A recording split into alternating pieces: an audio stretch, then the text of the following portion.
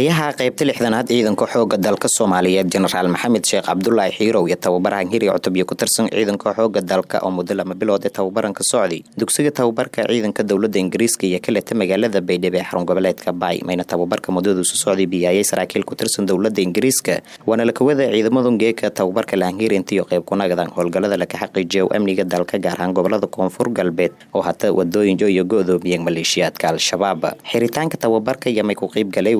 wasaaradda amniga warfaafinta tamarti iyo biyo saraakiil ciidamada booliiska militariga iyo marti sharaf kala cutubyada geeka tababarka la hangiriya habandhigi habka lan fuliyo howlgallada iyo sidoo isku difaaca weerarada gaadmada ee iyo hagaadayaan cadawga oo tababar iyo qayb ku hayay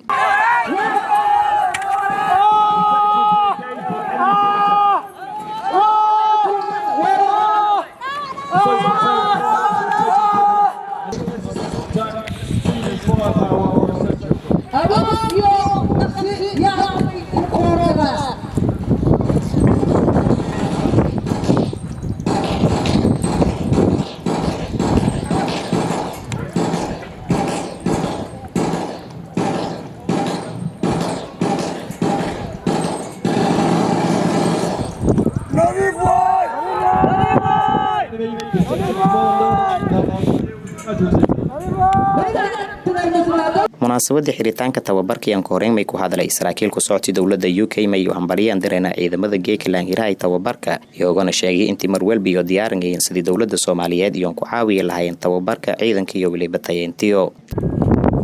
So stay loyal to your section, your platoon and the company you are in.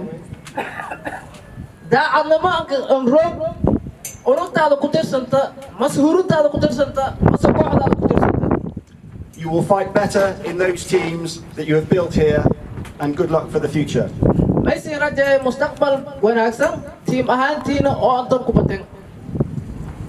And now some thank yous.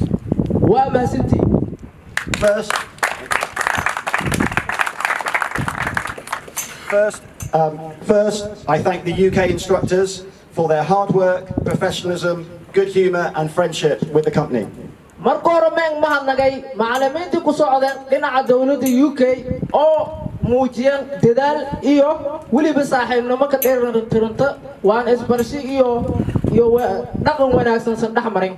taliyaha qaybta 6aad ciidanka xooga dalka Soomaaliyeed Generaal Maxamed Sheekh Cabdullaahi Xiirow yan ka horeyntii aan mahadnagay safaaradda dawladda Ingiriiska iyo kale dalka sida marwal biyon garab surunyeen dawladda Soomaaliyeed sidii ku caawiye lahaayeen dhinaca ciidamada maynus kala dardaaramay ciidamada geeka tababarka laanhiraha intii ku faa'iideysadaan wan iyo deersiyan saaxiibadii kale ee ku tirsan ciidanka xooga dalka ee nasiibkiin helantii iyo galan tababarku wan uu kala dardaaramay ciidamada intii oo diyaar garoowan sidii guutaan dalka lan ku safeey lahay maleeshiyaadka Al-Shabaab inga geeka inaan arday ku qayb gala xiritaanka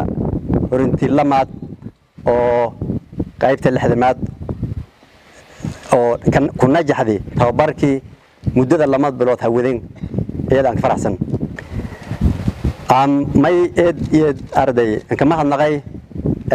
saraakiishi iyo madaxda UK suurta galiyay in arday ciidamadan quruxda badan horteen surun geeka najaxeen tababarkii casriga iyo siiyeen markii aan haynayada ciidamada hortay surun way nasiib haleena aniyo qaadan tababar casri ah oo waqti gaaban ah oo lama bilood ama 8 bilood siyad week ah ani arday ka aflaxeen geekana awood in leeyin ani arday cadow kiisho meel kasta insadan waan burburiyaan sidii waqtiyo inta galaan ilaa haddana isku mid aan hayna kalsoonidoona iyad insareed way kale nasiib haleena niisin halan dhammaan qalabkii askari linka talagalay nooc kastaba ani arday la sameystiri galantan la isku saari haddana sidii arday un aaminsan ama maalmaha dhow horinta lamaad ma hortisa markii hirintoona qalabayn gaadiid iyo koran ka doonta yaa arday si sheegay